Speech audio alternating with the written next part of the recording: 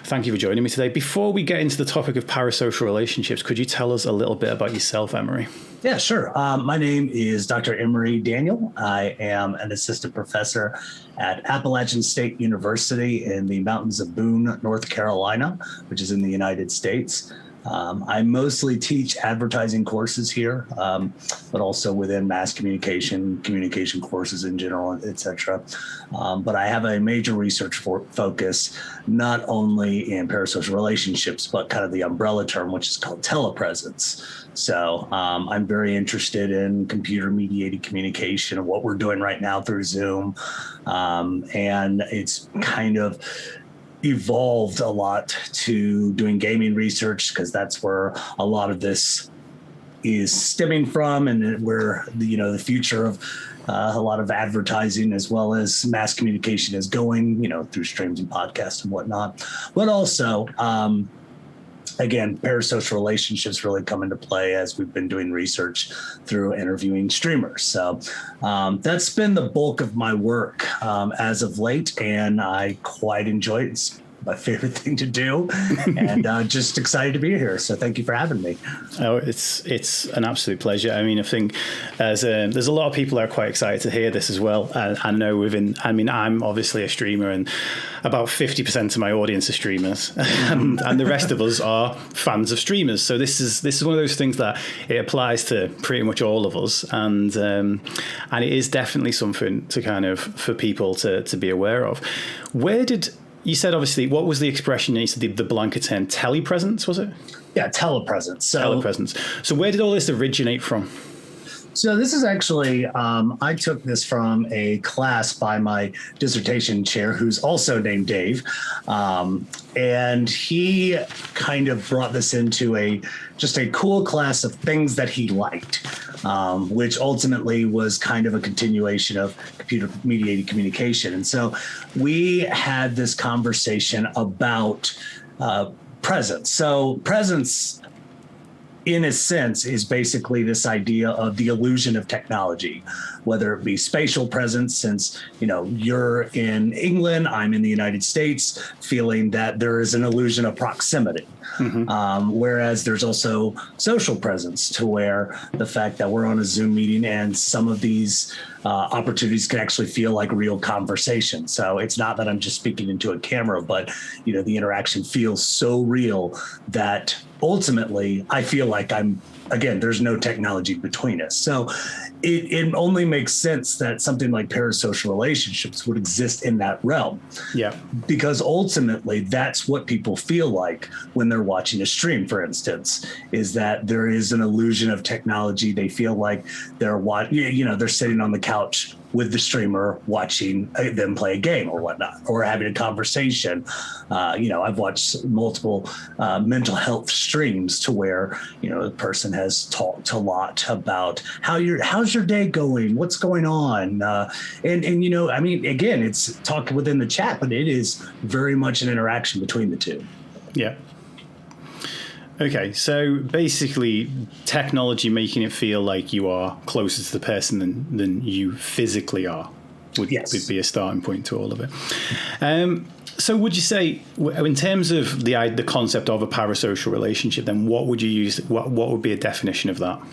So parasocial relationships, first and foremost, are nothing new. This is actually a term that was originated in the 1950s in a collection of authors, mainly Horton and Wool. That's the kind of staple piece that brought it together. Talked about newscasters. Mm-hmm. And so ultimately what this is an audience feeling like they have genuine interactions with these newscasters, even though the newscaster doesn't know who they are.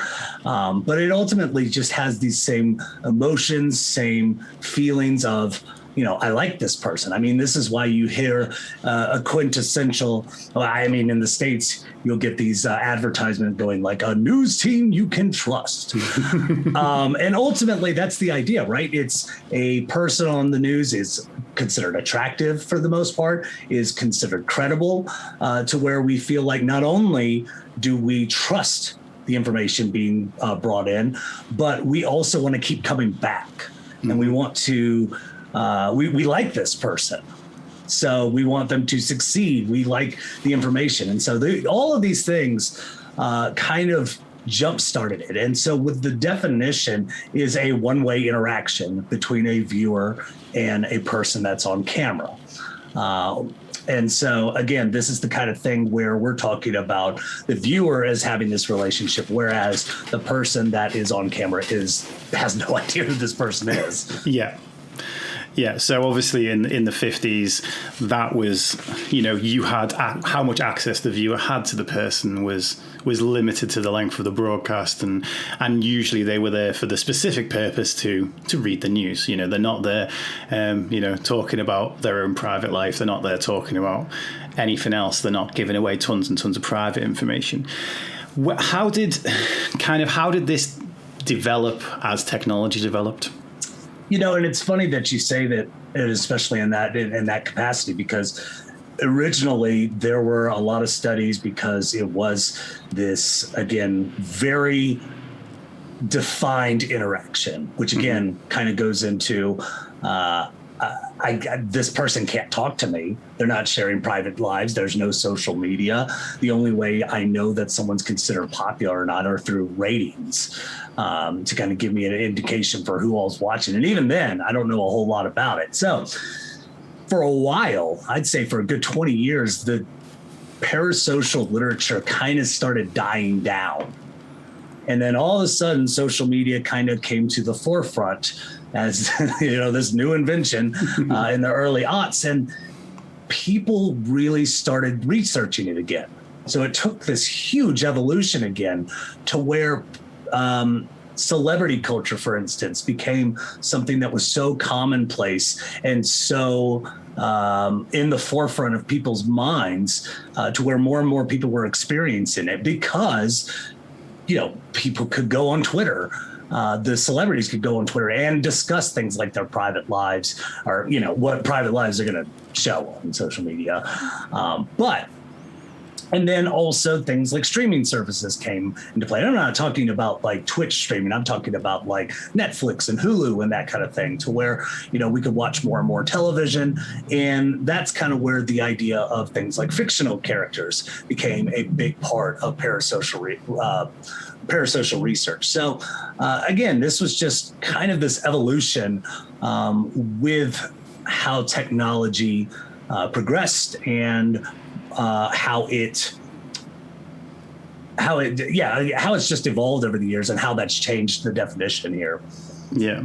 When you say like fictional characters, you mean sort of like someone would, for example, have a one-sided relationship with Jon Snow as opposed to Kit Harington.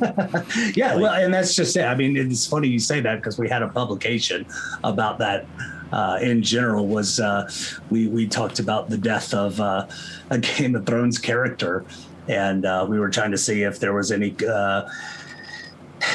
similarity between a death of a character and how we feel about the death of that character versus a person that would be real in our lives, a real social interaction. And honestly, we didn't find too much that was different. We analyzed it through the Kubler-Ross stages of grief, and ultimately found that there were a lot of similarities between the two. We felt genuine depression. I mean, there were people that tweeted that they were like, I'm taking a sick day. There's a death in my family at this point because this person is just really real to me. Or people would be pissed at George R.R. Martin and Weiss and Benioff for killing a character. They'd just be absolutely livid. But it is something that's interesting that we also see it in the capacity of actors and characters. So like Jack Gleason, for instance, who was also in Game of Thrones. I always felt bad for Jack Gleason as Joffrey, because Joffrey, if you've watched Game of Thrones, is just a terrible, terrible person. But Jack, for all intents and purposes, I don't know Jack, and that's kind of part of why we're doing this stream in the first place. I don't know him, but for all accounts, everybody who's talked about him that do know him from the show will sit there and go, this guy's a really nice person in real life, and stop hating on this dude because that's not who he is. Yeah. Whereas conversely, I wrote this about this in a book chapter. I talk about how there were people that were upset at William Shatner because when they knew him as Captain Kirk from Star Trek, and when they actually met him, they're like, he doesn't exude any of those qualities.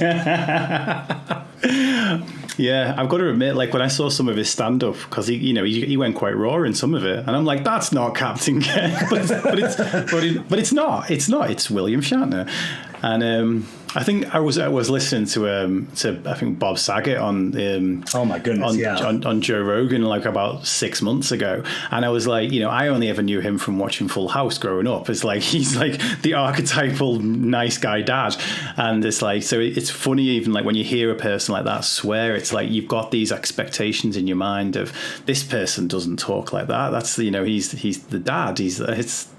Oh yeah, it is interesting. So how, like, what's the kind of stage when this type of relationship starts becoming problematic, shall we say? Yeah, this was actually part of our most recent research paper that we've been doing between Ariane Fascio and Steph Orm. One of the things that Dr. Steph Orm shared with me, she put something on her Twitter page that just immediately caught my eye, was somebody saying to the effect of, audience members are kind of becoming voyeurs in my stream. So they lurk, they don't say anything, and then I get these weird messages from them expressing how much that my stream means to them.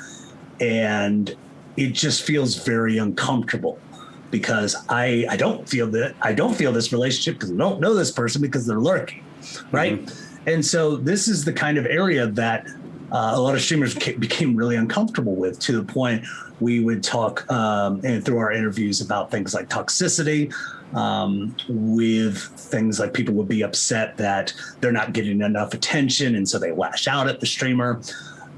We talk about stalking, which obviously is a major concern when it comes to streaming, is that somebody would feel like they are entitled to hang out with this person to the point of following them around in a very uncomfortable manner.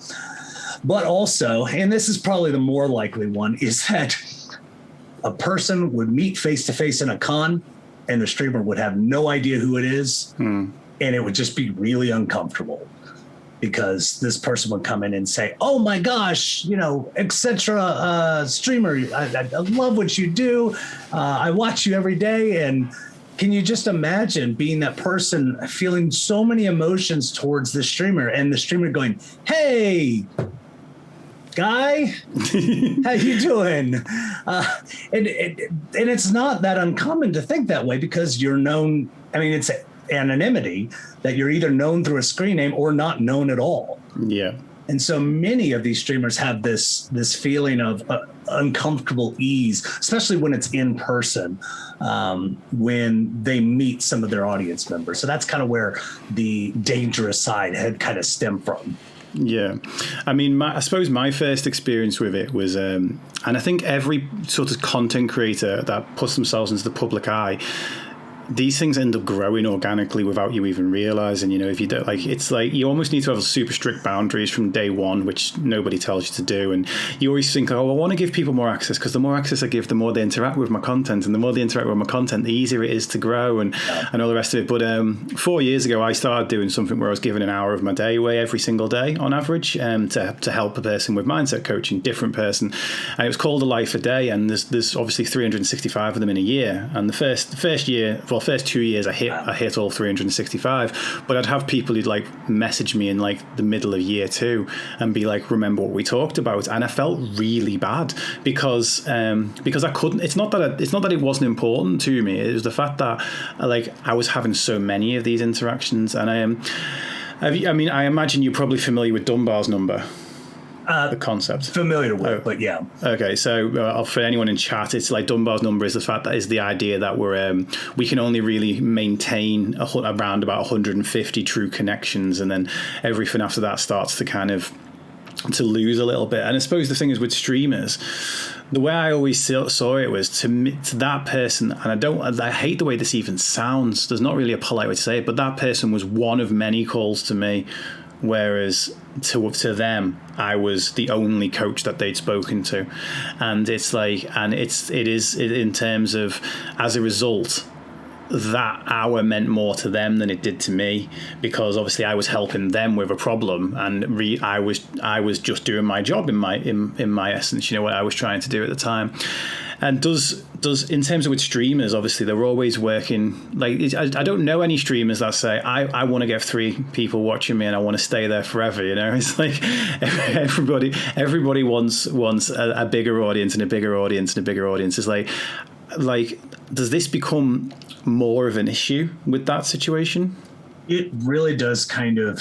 At least what we've seen is that the more an audience grows, typically speaking, the more that, and I think this is obvious, is that the more the streamer cannot dedicate that specific time towards those people. And to that point, if you have somebody, let's say you've had 3 people in your audience this entire time, more and more people coming in, the more and more those 3 people kind of stick to that social identity to say, hey, we were here first.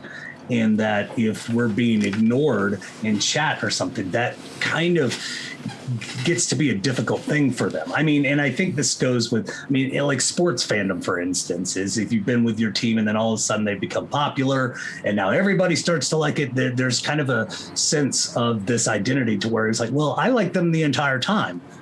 Who are you to say that you're now a fan of that? So It can get kind of difficult in that capacity, but also, again, a streamer just can only put in so many hours in the day to really talk to somebody. And so, again, as more people show up, there are more opportunities for people to lurk. There are more opportunities for parasocial relationships to exist because, simply put, the streamer just can't see that person. In terms of for an audience member, because it's like, I think I'll admit that I probably formed a couple of parasocial relationships as in me being the one that felt more of an interaction than the other way with some of my mentors quite early on, because a lot of two in particular of my mentors, I basically had followed their stuff and I'd listened to podcasts and watched YouTube videos forever, and I just knew I wanted to learn from these people.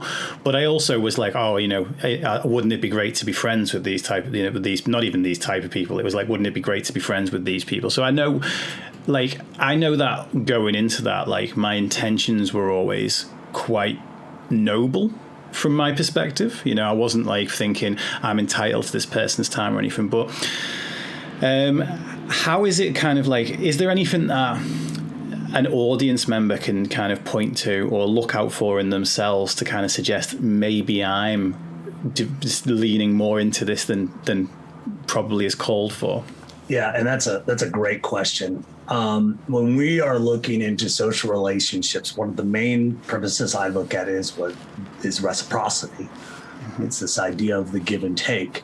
And I've always been the advocate of streamers are not obligated, because if you donate money or you visit their stream, they're not obligated to come to your stream. They are not obligated to pay you special attention because you pay money. And so when you start to find that you are when there isn't as much reciprocity or there isn't any reciprocity, that's the kind of thing where you kind of need to take a step back and say, what is going on here? I like a lot of big streamers, but I know that when it comes down to it, I'm not having a full relationship with this person. One in particular I like watching. I'll hop in, I'll say hi, he'll say hi back, and that's nice, but I know we're not friends. I know this is something that, he's being polite. He's met me a couple times. We seem to be pretty decent acquaintances, but, it's the kind of thing where I'm not getting a beer with him after a convention, or after a panel or something. And that's fine. But that is the kind of thing that I would say, wait for a streamer to reach out to you. And unfortunately, can be very difficult for some people and very difficult at some times, because we are dealing with somebody who is being very familial. to them. You know, I can't tell you how many times they'll sit there and go, hey, I love y'all. This is great that you're all here. I love my community. And it's the reason that we have these parasocial relationships in the first place is because it feels so authentic. Yeah. You know, it's not like a major celebrity or anything to where I know my distance. I know I'm not friends with them. But when it is a streamer and they don't have a huge audience and again, they feel like they're genuinely talking to me because in a lot of ways they are genuinely talking to you. Yeah. Doesn't inherently mean that you're actually friends with them. And so I had streamers that would tell me about, they said they would go to PAX or any gaming convention for that matter. And they would say, my way to kind of separate myself from a person is the line, enjoy your PAX, which was kind of a line to say, hey, look, I enjoyed hanging out, but this is the time and place we're hanging out. I'm going to go meet up with my friends. Yeah. And again, that can be very difficult for somebody to misinterpret that message.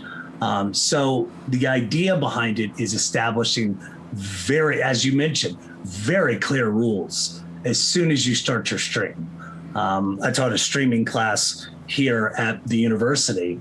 And one of the things that I mentioned first thing is I said, start a rules portion in your page. Yeah. So when they come in, they either have to click when they go to send a message, they have to respect the rules that they have there, or, you know, you can scroll down and see what they have to say there. But establish that early, because that is ultimately the area that's going to give less wiggle room to someone that feels like they have a real genuine connection. Because streamers would tell me it's like, it's not the trolls. I can ban a troll easily. It's the person that's communicating severe mental health that I can't respond to because I'm not a therapist. So that's the kind of thing that we would start to look for in, you know, some of those dangers and where you might find yourself here.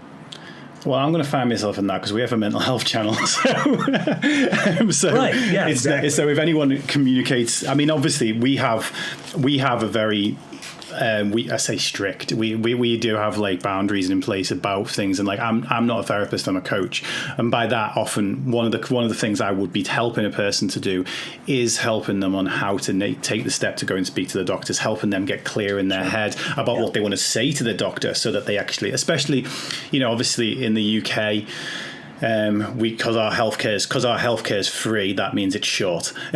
So you need to get in those 12 minutes that you have with the doctor, be able to get to the crux of it and stuff. So I do help people with things like that. But even in my rules, I basically say, look, your response times are, you know, they are loose for a reason. Like I'm not a 24-hour helpline. If anyone treats me like that, I don't want that, because I don't want you to be in crisis and then not be able to get hold of me. And exactly. and that, you know, but that, even though that those rules are still there, that still happens 2 or 3 times a week, in terms of that. And, you know, I always end up replying to that person, but hardly ever when they probably need it. And you know, as a result of that, people, even I've had one time where a person came into my stream for the first time. It was on a Friday about 3 weeks ago. They came into my stream for the first time on that morning, and then were messaging me at 1 o'clock that morning on Discord the same day, and basically asking for a call, like can you call me? And it's like, at no point had I ever said that I would do that. So these things obviously can develop very, very fast, I guess. Question in terms of, obviously, some streamers do end up making friends with people in their audience. In fact, most of them do, or with their mods or whatever it might be. How are we to navigate that well? Because obviously then you suddenly have a comparison where someone in the chat, if you've got a blanket rule, I don't make friends with people in my stream community, that's even slightly more easy to accept, because rather than someone going, well, it's not just, in fact, that's why my rule now is that I used to have one-to-one calls, carved that a life a day thing that I talked about before, and I've taken those away now for the simple reason that the number of requests of them was too high, and I didn't like saying no on an individual basis, because then I always felt like this person's going to feel as if I'm saying no to them and I'm saying yes to other people. So it's kind of easier to have a blanket rule, But what would you say in terms of if a person they make friends with with someone in the community, that then gets seen throughout the stream? A prime example for me is I made friends slightly before we started streaming, but mine and a guy called Mounty's friendship has massively bloomed over the last year and a half. He's genuinely one of my best friends in real life now. But people in the community might compare that and think, well, what's he got, or what's going on there? Why can't we have the same thing? Yeah, and I mean, we run a community. It's called Geeks Like Us, and it's a nonprofit for people, as we say, are unapologetically enthusiastic about what it is you're unapologetically enthusiastic about. Yep. So for me, it's something like anime or video games or whatever. And to that point, we have had a lot of people who watch our streams and kind of step up into a more supportive role to where we are friends with them. So our community manager was just someone who watched our stream. They became friends with another viewer, and ultimately we kind of found this sense of trust with this person. And I mean, this is probably one of my favorite things about it, is that we talk about mods, for instance. Mods are the most trusted people for a streamer, for the most part, than anybody. Mm-hmm. To be frank, I can't remember if there was this video game, interactive experience video game where, I think it was called Streamer Girl or something, where it was she just met her mod for the first day. And I'm that's not real. That doesn't happen for the most part. It's always somebody that they would sit there and go, I've been friends with this person for a while, or they've been watching my stream and I trust them to, handle the areas that I can't see per se. So yes. And I run a stream on Tuesday nights, and it's a lore stream. So, I've done Bloodborne, BioShock, Persona, Skyrim, that kind of thing. And I usually like to have co-hosts. One, because I don't think I'm that witty and funny by myself. But the other thing is I like to see people who knew more than I did about the lore on something. So I'd invite them on, kind of as a trial run. And I'd make it abundantly clear that it's hey, we're going to do this stream. If it goes well, we'll keep going. If it doesn't, it's just we'll be in touch or something. And I was I didn't want to be rude, but yes, we did see that from time to time. We would see somebody in the community get really upset because they would sit there and go, I've been watching this stream forever. Why am I not being put on, this opportunity to co-host with you? Yeah. And again, I do think there's something to be said for a blanket rule of this person's not necessarily, any of the people are not necessarily my friends here, but in the same sense that I would go almost one step further and say, even if you're a co-host, we're not necessarily friends. So that may be something. Now, granted, I will say for the co-hosts that I've had, a friendship has blossomed within those two instances, but, I don't give them any special privileges on stream. I don't address them individually more than anybody else. So, but I have a small stream. So, it's pretty easy for me to handle it by comment basis. Whereas somebody that would have, several thousand people would have a much bigger problem. But honestly, I think that would be a great research question to ask, particularly within the area of reciprocity, and one that I don't know if I know the answer to that right now. I know from what I've done in the past, which I don't know is the best answer, but I would love to ask another research question to kind of talk about, because that seems to be a big problem as well. Yeah. Yeah. From what I've found, and if everyone in my stream is now going to know the trick to become my best friend, it's about matching rhythms, and that can be a rhythm of frequency of contact and things like that, or again, that reciprocity needs to be similar. I've had people that from one email have just volunteered to kind of be the person that I turn to when I'm really struggling and all the rest of it. And as much as that, as nice as that is, it's like that's too far too fast a lot of the time for me, and it's like that's kind of a little bit of a red flag, as far as I'm concerned. But it's down to if anybody have, like, for example, has an issue with the speed at which I reply and things like that, especially when a friendship is developing. It's like, this isn't going to work. I know this isn't going to work because this is my rhythm. This is how, like, you know, I have, and it's funny because I always try and explain to people in these situations that I have a lot of different things that are demanding my time throughout the course of the day, and that I have to say no to certain things. But it's like, it's that situation where people are like, well, why are you saying no to me? It's like, say no to something else. And it's, and again, even that to me, to like a person's response in that situation is usually a sign to me that this isn't someone that if it's someone that I'm going to have to spend more time in a friendship with, explaining my own levels of busyness, my own levels of sanity that day. I mean, I have a pretty serious mental health condition, but like, which, and, you know, I have so many other things going on in my life. And if a person, I know this is actually, this is a true, and not a true thing, so to say, a common thing, because I put on Twitter about a week and a half ago, a very common thread. I'm on my last spoon. Somebody else asked for my last spoon. I explained to them how I've on my last spoon and it's nothing personal. I just can't give the time right now. They take it personal. I use my last spoon trying to deal with their feelings after taking it personally. And it was one of the most interactive tweets I've ever done. Let's put it that way. And so I know that this is happening. This is happening so, like, across, you know, in a lot of different spaces. Sure. So the question is, if it's happening in a lot of different spaces, why do we not deal with it better? I honestly think it's because we're not used to it. You know, it's almost, I mentioned this would be like being coached into royalty. Like, you know, the steps that you have to abide by to kind of be this person that is always facing public relation, always facing media relations, always facing, again, exposure. For people that are streamers, for the most part, one, they'll sit there and go, I have no idea what I was starting into when I started. No idea. I just wanted to play a video game. If people watched it with me, great. Yeah. And that's been the general consensus of people I talk to. It's changing more now. But it was something in the past where people were like, I had no idea. But then the other thing is, when we are approached with something we're not familiar with, it's like somebody getting a lot of followers very quickly.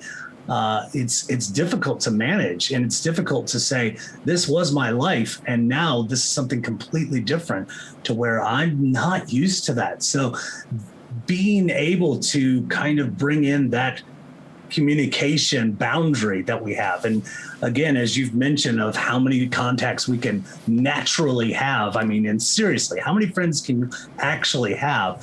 I think Facebook was a limit on it of about 5,000. No, I've been going on these sprees of like deleting friends that I met once in college. And I know we're not friends because I saw you a couple of years ago and you didn't give me the time of day. So I'm pretty sure that I was right into taking you off my friends list because we're not in that same capacity. But, as communication changes, we are kind of in this boat of how we're handling it in different ways. I mean, COVID was probably one of the weirdest shifts in communication ever. Yeah. Because now we had to go from, face to face and then online to now exclusively online. And people were having this awful, still are, this awful Zoom fatigue.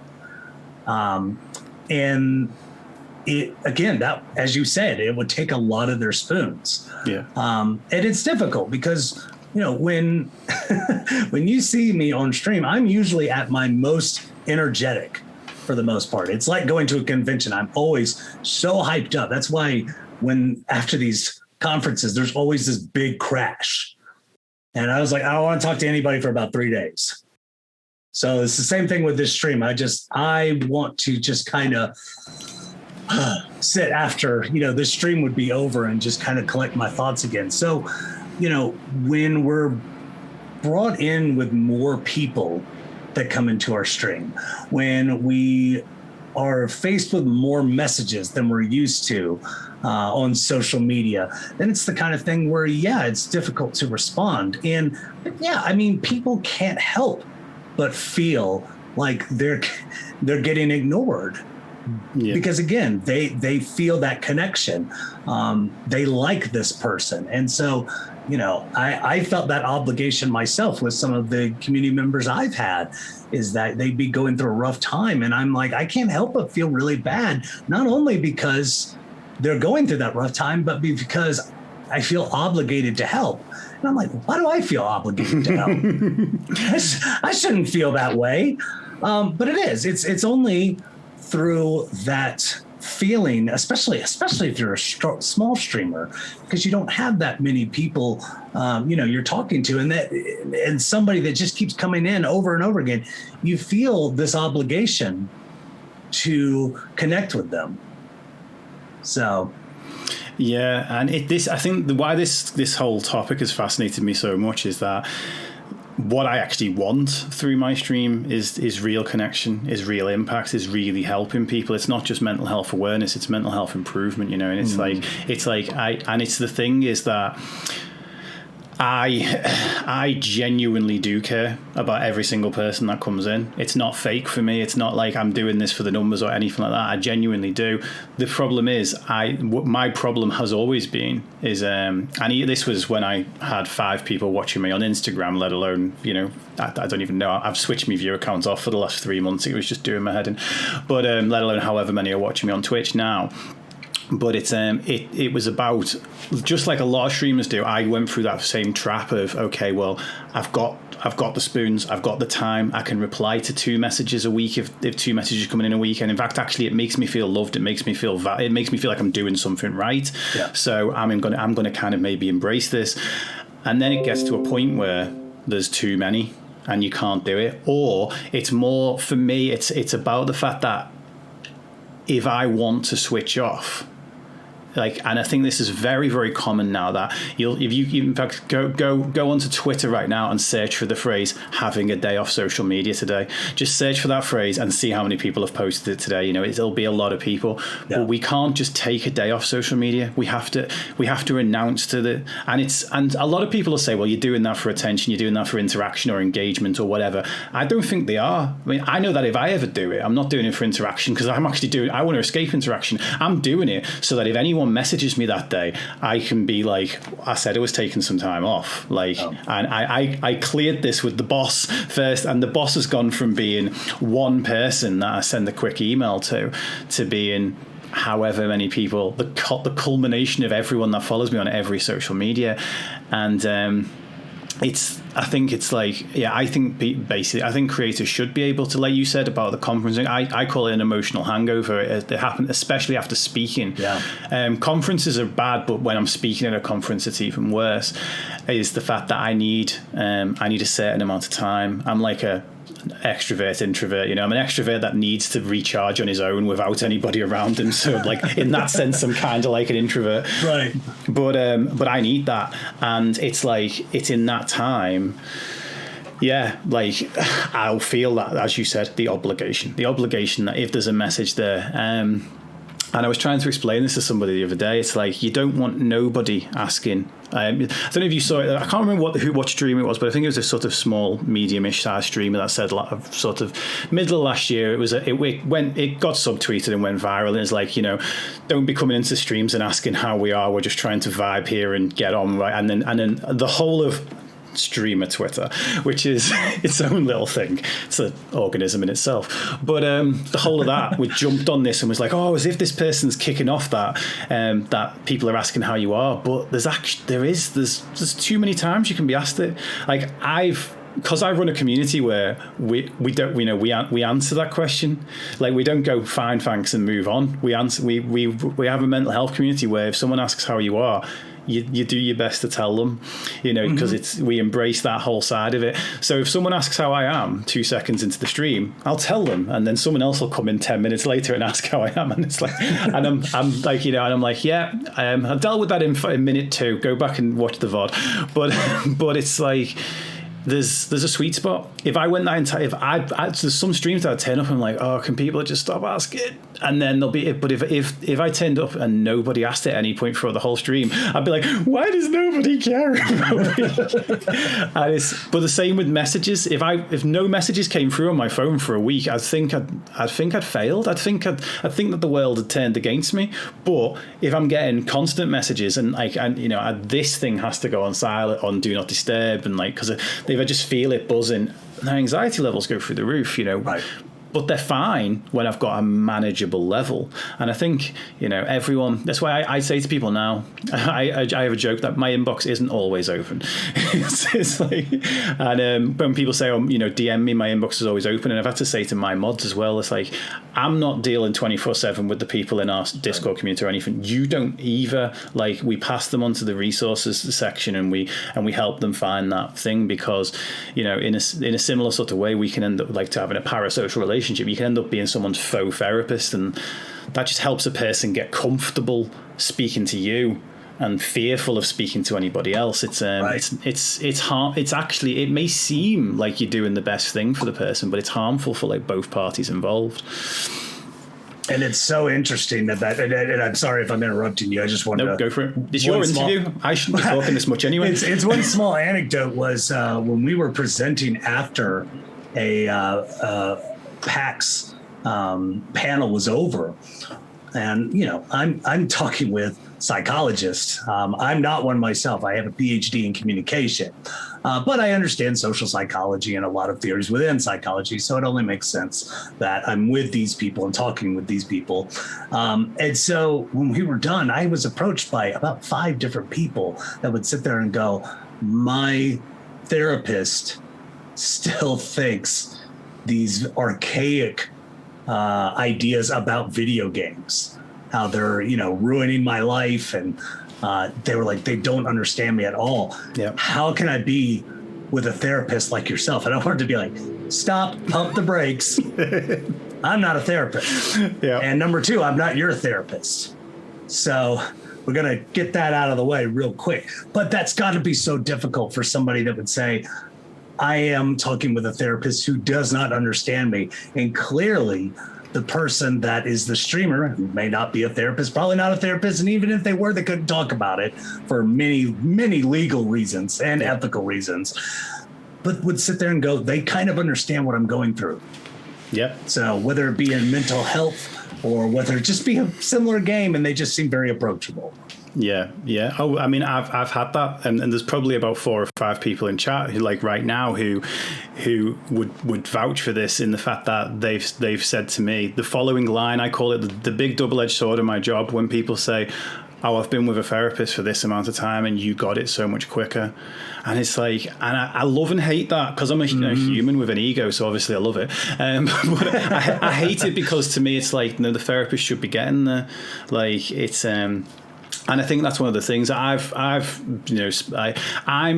kind of moderately qualified through qualifications and then heavily qualified through life experience, whereas I'll talk at seminars or talks where you've got people who are completely qualified by qualifications and no life experience, right, and people who are completely qualified by life experience but no qualifications, right. And if you sit, because I'm slightly obsessed with psychology and the way rooms react to speakers and things like that. So I'll be watching the speaker, but I'll watch from the side so I can see how the room's responding to the speaker as well. The speakers who have got the lived experience, the room always responds better to them. And I'm there when the speakers who are talking about the high-end psychology, like full on nerding out, because you said before, things that you are overly enthusiastic about. For me, that is it. It's how the human mind works. So someone stood up there talking about that. I'm loving that, but the room are kind of all switching off, and it's that connection, and I think that's in part of it. This person gets me, and there's a very big difference between this person gets me and this person can help me. And I explained it to someone ages ago in one of my streams, saying like, look, I can't help you with the one-to-one help that you need right now. I can give you a stream, like, just because we're talking about mental health on here doesn't mean I can fully one-to-one interact about your mental health right now. I said it'd be similar to like, I'm a motorbike salesman and you're coming in asking for a car. It's like they both have wheels, they both have engines, but I can't give you what you actually want. Right. And that's the whole thing, is like, I know that by letting that person stay and just be cozy and comfy in my stream, I might be making it so that we talked just before you came on about how rock bottom. I wish that rock bottom wasn't what it took for most people to bounce back. It's like, bounce back way before you get to rock bottom. That would be a good idea. Yeah. Please don't experience rock bottom. It's horrible. It is. And it's like, but it's not. And but the thing is, if you're I might, in that situation, my stream might be the comfortable thing, keeping that person from being far enough down that they go to a therapist, or they go to a doctor about their problems and get the type of help that they actually need. Right. It's this has totally gone off on a tangent. So okay. Let's bring it back. I was like, I'm going to be so controlled today. What are signs that a streamer can look out for that maybe someone in their audience is developing a parasocial relationship? Yeah, it's probably two things that really come up in terms of parasocial is the frequency of interaction. And there's this kind of desire, not only for frequency, but we use the term hyperpositivity and hypernegativity. Well, there's also this is not a coin term, but it's like hyperconnection, to where we want to kind of be in this friendship zone so fast that, it's almost like, we're getting in this completely fast lane to where it's like, okay, I saw you on stream. Now I want to see you on Discord. Now I want to see you on my DMs. It's like, stop. And that may be something that a streamer might want to look out for, is this not only frequency of interaction that a person's always trying to talk to you, but also it's the closeness of where that, because even within online spaces, you have dedicated spaces that would be considered very intimate to you. This is why a lot of people will have DMs off or DMs only to followers that they follow.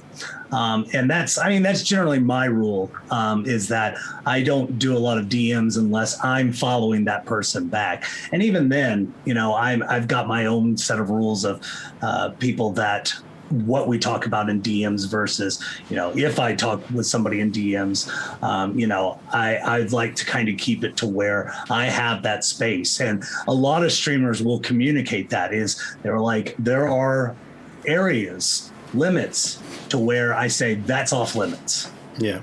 And usually the DMs is a very sacred space for streamers. So again, those would probably be the two most common things that would be kind of this parasocial, is how quick it is, how frequent it is, and how close it is. Mm-hmm. And, if you're paying attention to those three things, you can spot it probably pretty quickly. Now, this goes way deeper into friendship than I was actually talking about here. I feel like my next question might also, but I was just going to say, my own definition of friendship, is not something that I take too lightly, especially now for COVID and streaming. I've almost redefined my whole outlook of friendships in that case, is because, one, relationships take work. And don't let anybody tell you any different. And relationships are work, because it's that reciprocity. You need to spend time with that person. You are obligated to kind of, be with this person through some difficult stuff. And that can be very hard for some people. Now, the one thing that I will say is, like, when I go to a PAX, I'll say, hey, this person seems kind of attractive to me. And when I say that, I mean, I feel like they could be a friend, because we're on the same wavelength. We get along really well. But I myself have to sit there and go, stop. Wait a second. Is it just because we're having a really cool interaction and I feel connected to this person? Are we actually friends? And I would sit there and go, no, not yet. Because again, I'm seeing the best version of this person for the most part. They are on their game right now. And so, it's later on when I would recognize like work patterns. So I'd become, their colleague, and I would sit there and go, hey, this person really works in the same way that I do. And, kind of a relationship flourishes. Whereas some people, I enjoy them, but I was like, we can't work together. This just is not happening. But that doesn't necessarily mean that they're not a friend or anything, but there are a multitude of variables. I mean, it's like through a social psychological construct called social penetration theory, which ultimately says we're kind of like onions that you peel back. And each time you get this level of intimacy that you didn't know with this person beforehand. So, it could be things like small talk or the outer layer. And then, in the very core of things, you have this deep emotional component of them where they could talk about the areas with their family that they struggle the most with, which is weird because for interpersonal communication, one-on-one communication, for the most part, that's kind of how it worked versus online. We're starting to see more and more of people almost opening with that core. Yeah. And for a lot of people, that's uncomfortable. Yeah. I suppose it's like, and then I suppose we in my community as well, we never really see things as overshares. It's just like, so it's kind of become normal. It's become the norm that it's like, okay, sure. You let that part out.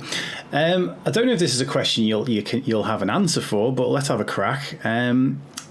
If a streamer or any sort of, online presence, because these same things apply to kind of the TikTok user or whatever that people are sliding into the DMs of, or the Instagram. This anyone who's got a public facing page where people can feel like they have access to them, I suppose this could be applicable there. If you feel that is happening, what's a graceful way to pump the brakes, to slow it down, to stop it without making the person feel like, upset, offended? Yeah. You're so fake. This is very difficult because I've always mentioned that social media is kind of like your own PR mechanism. You are kind of what you publish online. Mm-hmm. And so that is the essence of public relations. And with that, I mean, it is a projection of yourself, and hopefully in a positive way, but, it can vary in terms of how you communicate. And with that, you develop kind of a brand persona. You start talking about, or you kind of project this energy that people expect. And so when it comes down to somebody going into a DM and you go off the handlebars to say, stop contacting me, this is very rude. It's well within what an audience member have done in the past through our interviews, is that they would just sit there and go, I'm going to screenshot this and show everybody what a complete jerk this person is in real life. Yeah. And which is not fair for a lot of streamers, because you'll sit there and go, just having a bad day. And you really took advantage of that. And that's not fair to me. As far as how to do that, I don't know if I have a good answer as far as letting people down gently in this case. I found that multiple streamers have talked about kind of spoons and saying, I just don't have the bandwidth right now to kind of communicate. So, I might respond later. I might not respond at all. Please don't take it personally. I'm having kind of a tough go of it right now. And that can be something where a person would back off. It might be that that person is even more willing to reach out because they're like, oh my gosh, I feel the exact same way. Do you want to talk about it? I'm like, no, that's the premise of what I was trying to mention in the first place.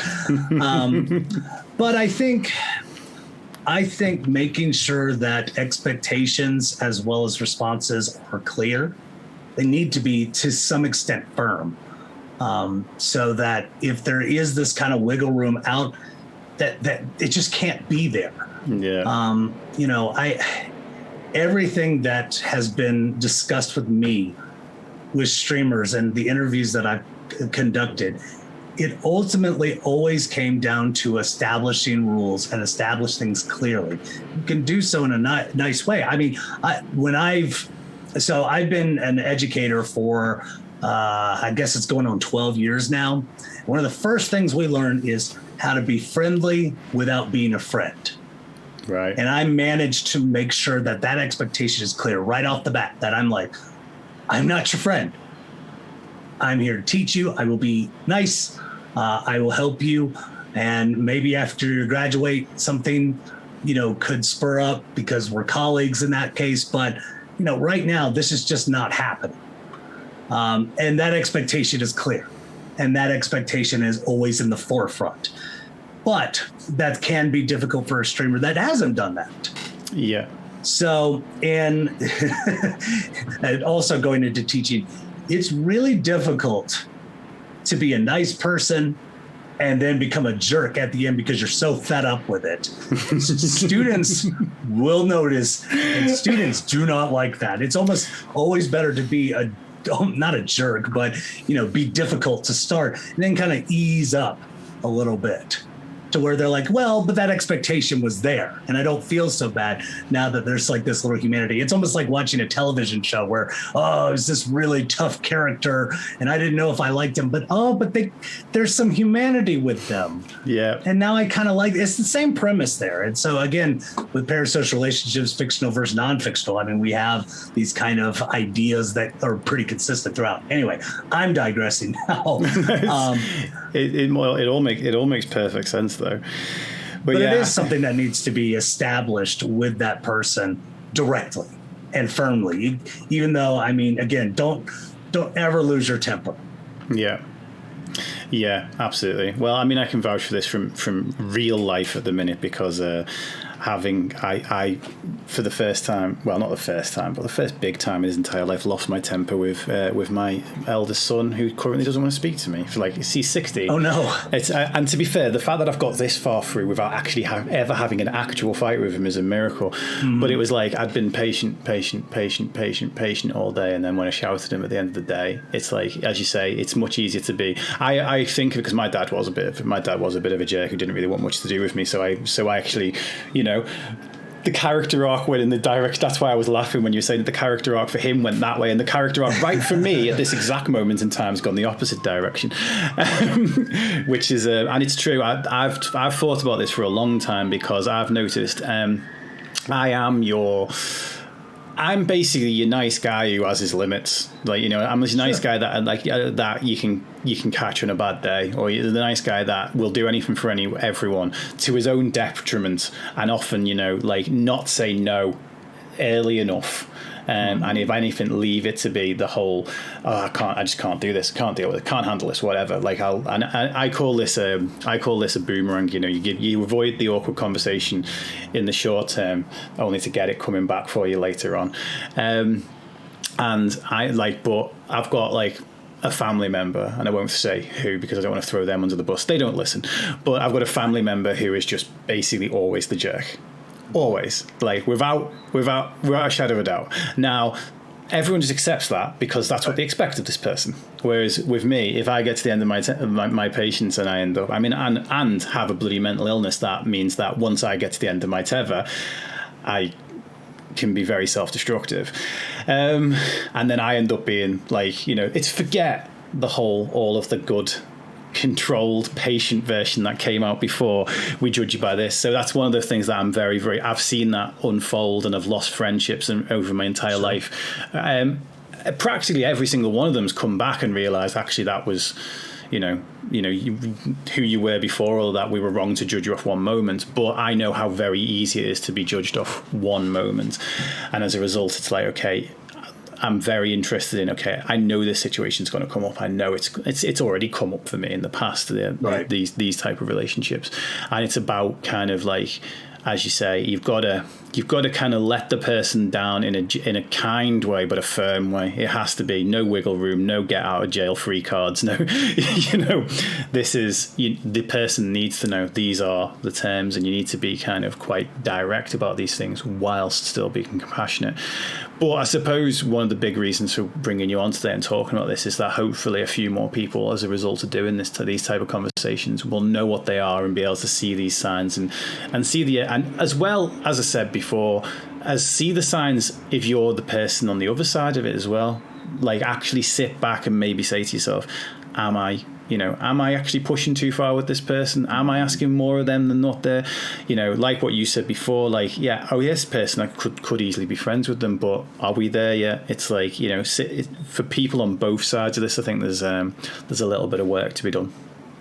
Yeah. And I think if you're thinking about that, and I don't want to make it so I'm kind of making this kind of neurotic component of, I'm always thinking about, well, are they really friends? Or are they just kind of being nice to me now? Or unfortunately, that's kind of how I think in a lot of ways. Is I'll sit there and go, did I go too far? Was that something that I shouldn't have said? But I think this is also part of my education system, that I am a communication scholar. So it's constantly on my mind. I can't really turn it off for the most part. But having some self-reflexivity, to be able to look and say, okay, it was our first interaction and I'm already sliding into their DMs with some personal information. Is that something that I should be doing? Mm-hmm. How did they respond to it? And if they're not responding to it, or say, hey, you need to back off, then that's something that I need to respect. Because I think the biggest thing with a lot of conversation with streamers and audience members is that we're all human. We all have our kind of limits. I don't care what any streamer says. Everybody kind of has their limit. Everybody has their, I don't want to say breaking point, because that's a little too extreme, but to the point where they're like, I'm exhausted. And I think the more that people respect that, as you're not a public figure, you are a person, the more it gets a little easier. But again, it's difficult when you are speaking so personally on your stream and to people in chat and so forth. So again, I think being able to communicate that early is going to be one of the best things that you can do as a streamer, to kind of make sure that that's understood right off the bat. Yeah, absolutely. Is there anything else on this topic that you think is important that I've not asked about? I think probably one of the biggest things that I can mention, and this is pretty simple, is that parasocial relationships are ubiquitous. They are everywhere. And it doesn't necessarily have to be in entertainment media. It can be in, quote, more serious conversations like politics, for instance. So one of the things that I'll get a lot of people talk about is that they'll go, I have a parasocial relationship. This entertainer or newscaster means a lot to me, but my parents get really upset with me because it's like, that's not real. It's important for parents or anybody to understand that you have them whether you really know it or not. Mm-hmm. We all have these connections with either fictional characters or newscasters or streamers, whoever it may be, and it's not necessarily a bad thing. A lot of the research says that usually these are not for people who would be considered antisocial. It's more of a something to go parallel with my actual social relationships. This is something that it's almost just kind of another facet of our communication here. So understanding that everybody has them, understanding that they're not all bad, but you do need to just kind of make a mental check of what you're doing with it. Mm-hmm. When you have these parasites. It is perfectly okay to have a conversation with a streamer, but to the point where they start to feel uncomfortable is where you have to kind of do, again, that self-reflexivity, and really look at yourself and saying, is this something where I'm taking it too far? I mean, I've mentioned this of, parasocial relationship might be a high school crush. with somebody that you don't talk to. You have a projection of who that person is without even knowing them. Yeah. And so, understanding that, being self-aware is going to be very beneficial. Again, these are all normal things. They're okay. But it's just what you do with them is going to be what I would kind of bring in as my little last point of, my general thought process with parasocial relationships. Because a lot of people kind of say, oh, it's positive. It's, something that everybody does, et cetera. And I'm like, but there's a limit. There's something you got to be careful with. Yeah. So. Yeah. No, I'm very much with you on this one. It's and I think as technology does advance, it's only giving people more access, isn't it? Whether even Instagram moving from, when Instagram copied Snapchat, should I say, moving from, when it went from just your panel to your stories, and now it's a little snippet inside, and it's and people have always loved behind the scenes. They've always loved kind of MTV Cribs. We always wanted to see and start, we wanted an Exhibit to take. Exhibit was Pimp My Ride. Who was MTV Cribs? Oh, it was just the host themselves, wasn't it? Is the person they took you around their own house. Yeah, I don't think they ever had anybody that was with the celebrity. It was just the camera person following them around. Yeah. So it's we've always kind of wanted a peek behind the curtain, so to speak. But it's I suppose it's a question of what you feel.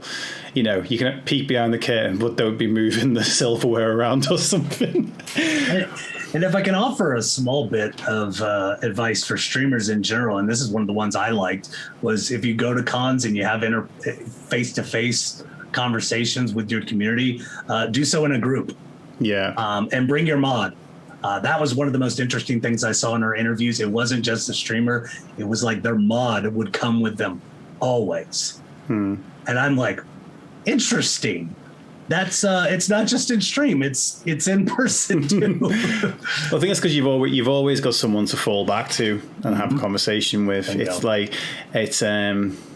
It's people obviously, if they see you on your own, think that they're not interrupting anything, even if you're having your lunch. Right. I've always compared it to as a scene with Devil Wears Prada, where Anne Hathaway will sit there and go, that's so and so. You know them from this, that, and the other. And so a mod could go, oh, that's this community member. They mentioned this, that, and the other to you. And you responded that way. Oh, right. Yeah. Hey, how you doing? Yeah. Awesome. Right. If you wanted anyone to set up I know I'm joking, not set up a parasocial relationship with you. If you wanted to, where's the best place for people to? Where's the best place for people to find out more about you and what you do, whether it's your streams or your Twitter? If you want to set up a parasocial consultation, I'm just kidding. I can put my email in the chat here, but my Twitter, which I'm very active on, is FusroDoc. That's FusroDoc. Obviously a big Skyrim fan, but I talk a lot about video games, anime, some sports ball. So just depends on the day. I'm kind of all over the place with it. But that's where you can find me the most. I do have a faculty profile page where you can reach me on my email, and I'll type it in real quick here. If y'all ever want to talk about things like parasocial relationships or anything regarding media, I'm usually pretty darn open to talk about it, at least in a public sense. So again, it may be something where I'm not jumping into my DMs talking about it, but I always like kind of bringing in these threads. So if y'all have any questions, I'm more than happy to talk about them, and feel free to reach out. Awesome. Well, thank you so much for your time today. It's been an absolute pleasure. I'll obviously slide into all your DMs and then start asking when I'm coming over for a house party. Probably I'll do it on 4 to 5 different platforms just to make sure you get the notification. You're going to have a hard time with me on that because I only own so many social media accounts. So I really need to minimize mine. And I don't really check a lot of them either. So it's okay. I'm also only joking. British people have senses of humor too.